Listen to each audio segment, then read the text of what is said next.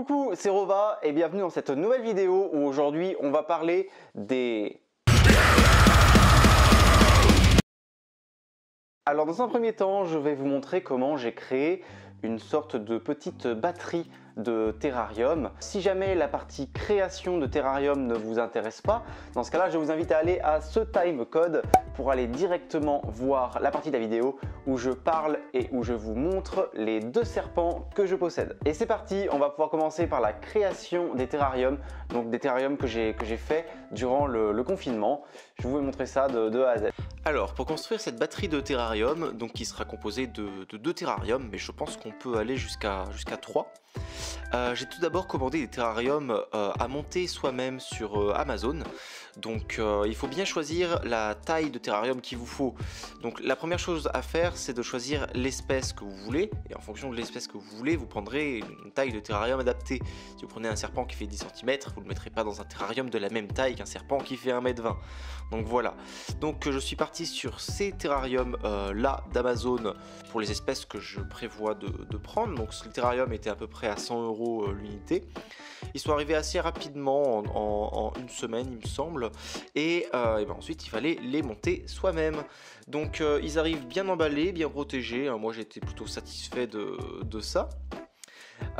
Tout était déjà dans les cartons, donc les planches, les trous.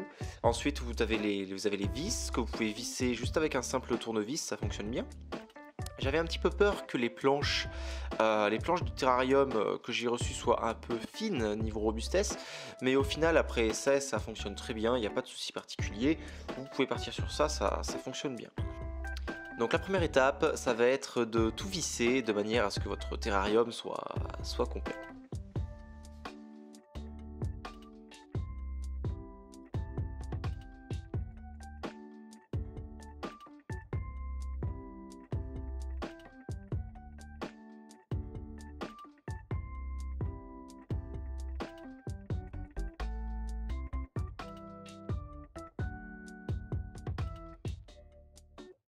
La prochaine étape, donc après c'est une étape qui est essentielle, c'est de vernir l'intérieur de votre terrarium.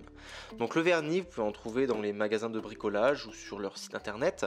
Personnellement j'ai pris celui-ci, du vernis marin de chez Leroy Merlin, qui en plus de résister aux fortes températures, donc c'est plutôt bien au niveau des tapis chauffants, et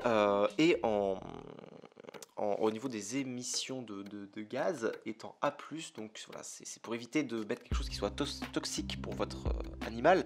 Prenez toujours des produits avec cette certification A+. Voilà, donc je suis parti sur ce vernis là et il faut bien en mettre 3 couches partout, ou alors au moins sur le bas. Voilà, si jamais il doit y avoir de l'eau renversée à l'intérieur de votre terrarium ou même pour les déchets de votre serpent, il faut que le sol soit hermétique et que ça n'aille pas s'incruster dans le bois. Donc là est l'intérêt de vernir vos terrariums. Donc vernissez vos terrariums. Une fois que cela est fait, vous pourrez passer à la suite. Donc après le vernis, j'ai vissé le devant du terrarium. Et après cette étape, alors j'ai oublié de filmer ça, je m'en excuse, il faut siliconer les bords du terrarium à l'intérieur. Donc vous prenez des joints pour aquarium et il faut du coup, entre guillemets, boucher les fentes entre les planches au niveau du sol, encore une fois, pour rendre la chose hermétique. Ça vous le faites après avoir fait le vernis.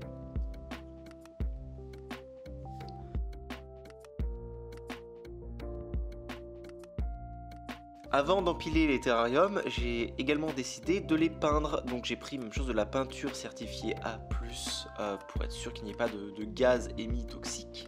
Et j'ai commencé à peindre les bords de mes terrariums en noir.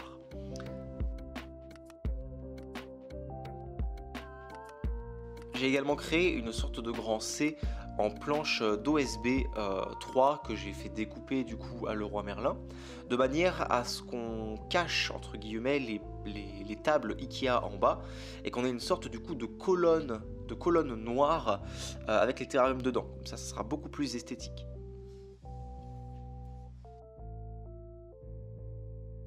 Donc j'ai également peint ces planches là, j'ai peint les terrariums.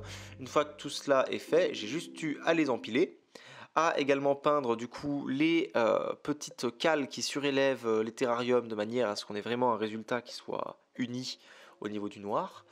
Et voilà, donc une fois les lampes installées, j'ai tout relié à un minuteur qui va permettre au final d'allumer et d'éteindre les éclairages à l'heure que je souhaite, comme ça tout est automatisé. Donc de cette manière-là, tout est créé, hein, les terrariums sont quasiment finis.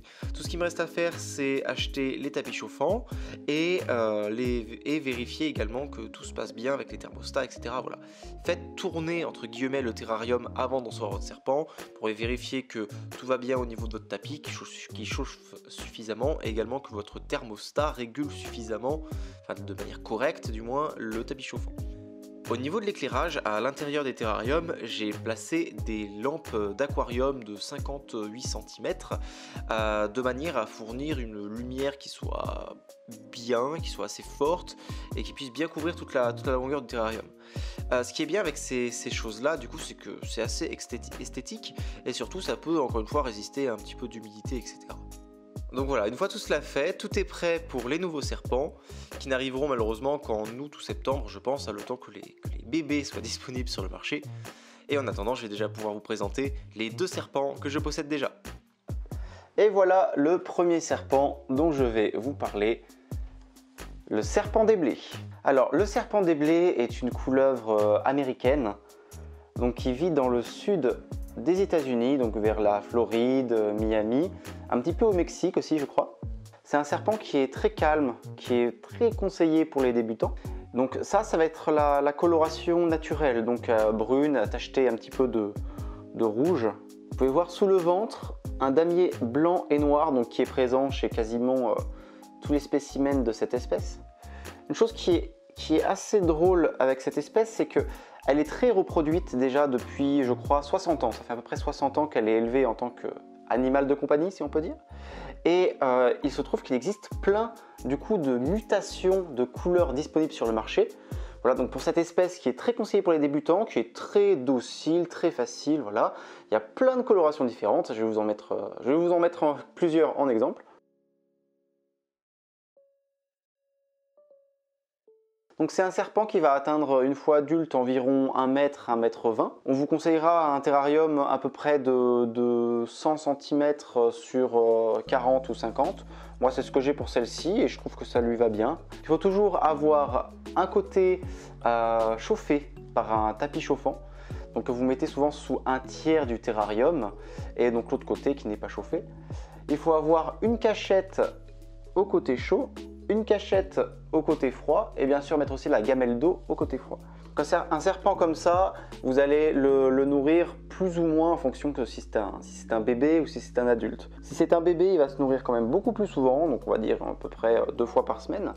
Une fois adulte comme ça, une souris tous les 10 jours, c'est largement suffisant. C'est un serpent qui reste relativement caché durant la journée, qui va beaucoup sortir soit durant la nuit ou alors tôt le matin ou tard le soir. Voilà. Après c'est un serpent qui est très facile aussi à reproduire en captivité, même si ça m'étonnerait que beaucoup d'entre vous se laissent tenter par la reproduction de serpents en captivité.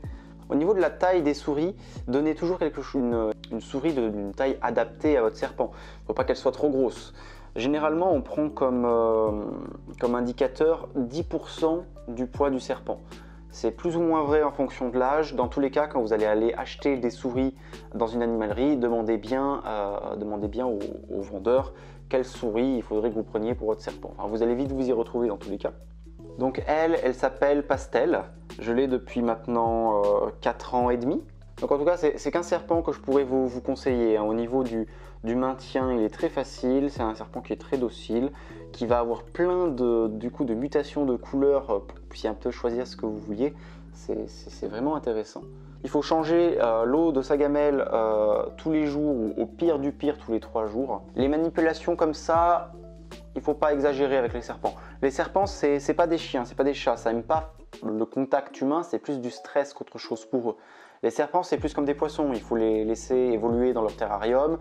Voilà, ça aime la tranquillité. Dans la nature, c'est tant des prédateurs que des proies. Donc ils peuvent facilement être soumis au stress. Il faut faire attention.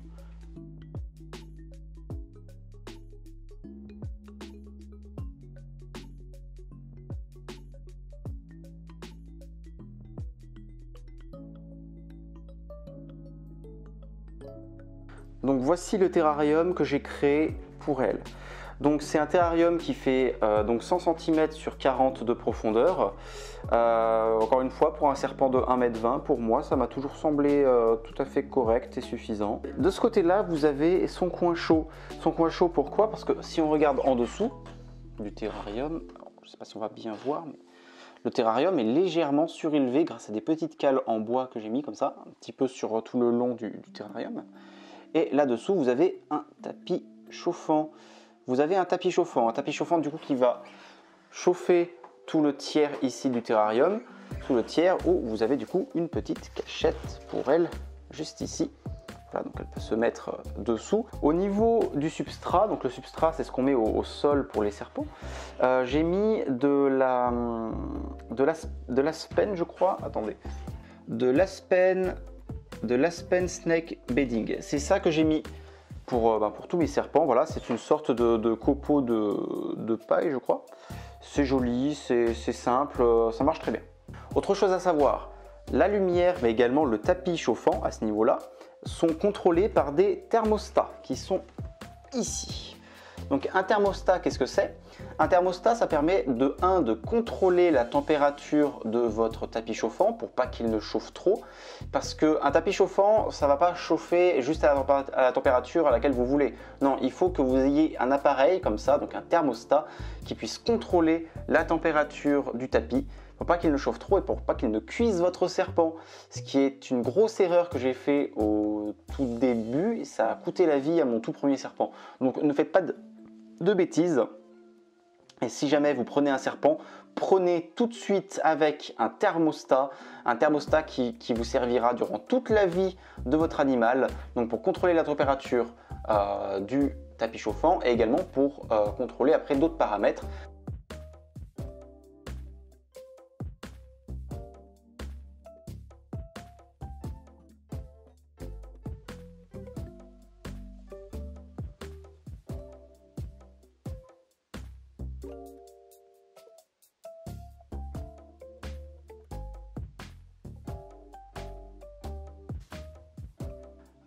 Et donc voilà, Whisky, ma couleuvre de l'amour. Donc la couleuvre de l'amour, c'est une espèce qui vit en ancienne URSS, en Asie, voilà, et a obtenu son nom du fait qu'il vive près du fleuve de l'amour, donc qui se trouve en Russie. Enfin qui traverse une partie de la Russie et la Chine. C'est une couleuvre qui est beaucoup plus grande. Il peut atteindre 1,80 m adulte. Généralement, on est entre les 1,50 m et les 1,80 m. Donc là, lui, c'est déjà un beau spécimen. Je l'ai depuis 4 ans. Je pense qu'il doit avoir à peu près 5 ans. Et du coup, comme c'est un serpent qui est plus grand, il a également besoin d'un terrarium qui est beaucoup plus grand. Donc là, comptez un terrarium de 120 voire 150 cm sur au moins 40-50 de profondeur. Tout comme pour le serpent des blés, vous allez chauffer un côté du terrarium, voilà, à peu près un tiers du terrarium et pas l'autre. Comptez à peu près du coup entre 28 et 30 degrés, un peu comme le serpent des blés. Ces deux espèces qui s'élèvent à peu près similairement, qui sont tous les deux assez faciles, juste que celle-ci est un peu plus rare et va être un petit peu plus stressée, un peu plus sur la défensive, disons. Voilà, mais sinon ils sont très gentils aussi. Ces deux espèces, c'est des espèces que je pourrais conseiller aux débutants, hein, tant le serpent des blés que la couleuvre de l'amour. Les deux mangent très bien, les deux ont toujours besoin de tailles de souris qui sont adaptées.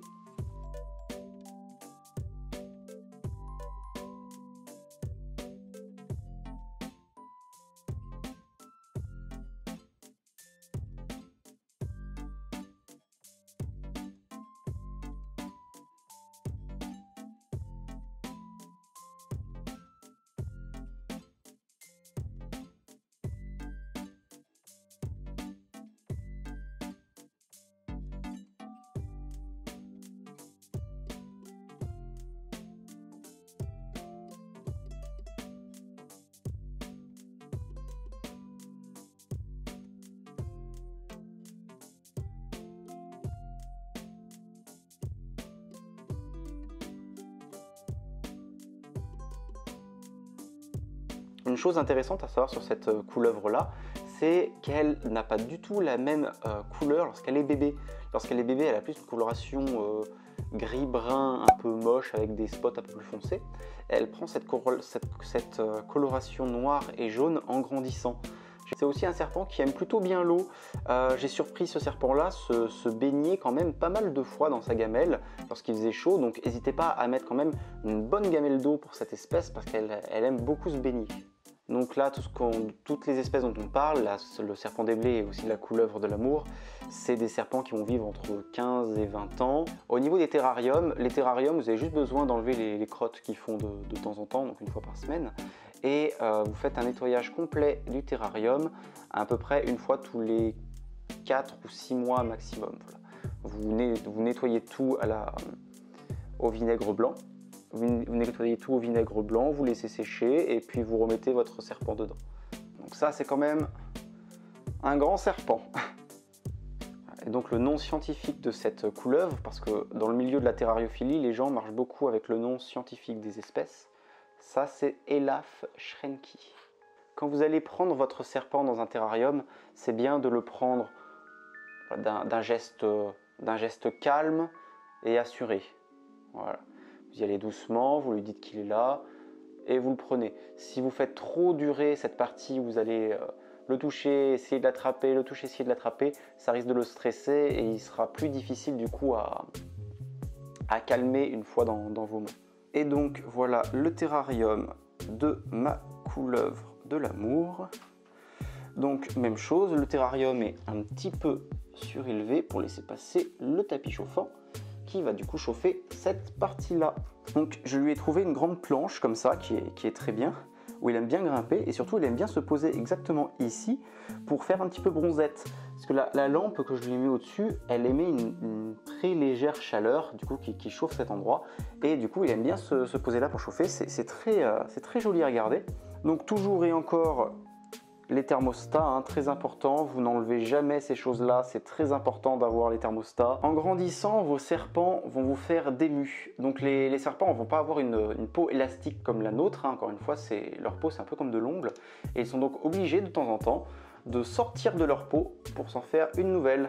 Et vous avez après une copie conforme de votre serpent, donc c'est très joli, très intéressant. Donc là par exemple, vous avez une des dernières mues de whisky. Avec là, vous avez la mue de la tête. Donc on voit bien les yeux, etc. On voit même les motifs de la tête, c'est super joli.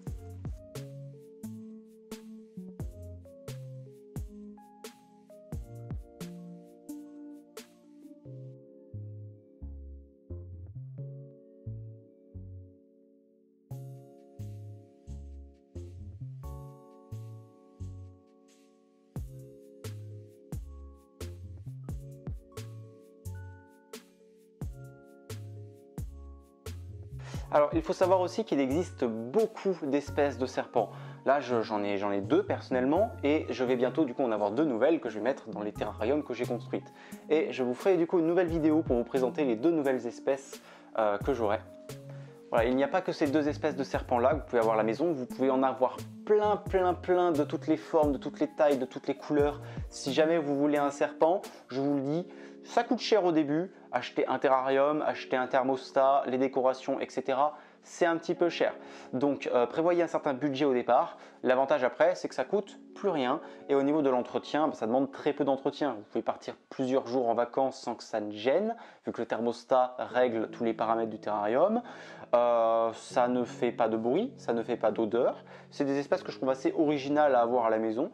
Donc pour moi, j'y ai trouvé que des bénéfices. Donc encore une fois, si vous voulez un serpent, renseignez-vous sur toutes les espèces qui sont disponibles, trouvez une espèce qui vous plaît et ensuite adaptez le terrarium en fonction de l'espèce que vous voulez. Là, j'ai pris des terrariums d'une certaine taille, avec une certaine conception parce que ça va bien pour ces espèces-là. Il y a d'autres espèces qui vont avoir besoin d'un milieu différent. Voilà, le boulot d'un terrariophile, c'est de créer l'environnement du coup de son animal pour qu'il soit bien et qu'il vive bien chez vous.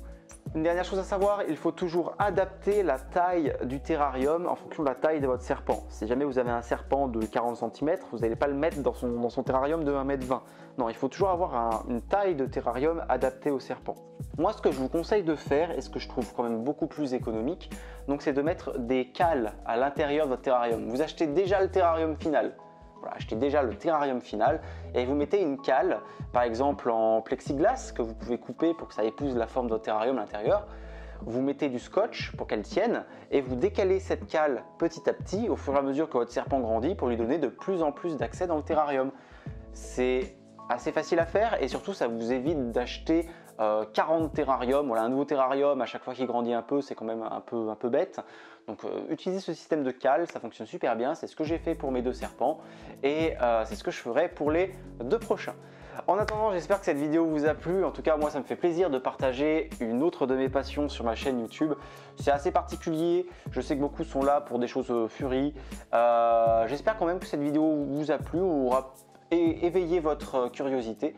Je vous remercie encore une fois d'avoir regardé la vidéo. J'espère qu'elle vous a plu et je vous dis ronron.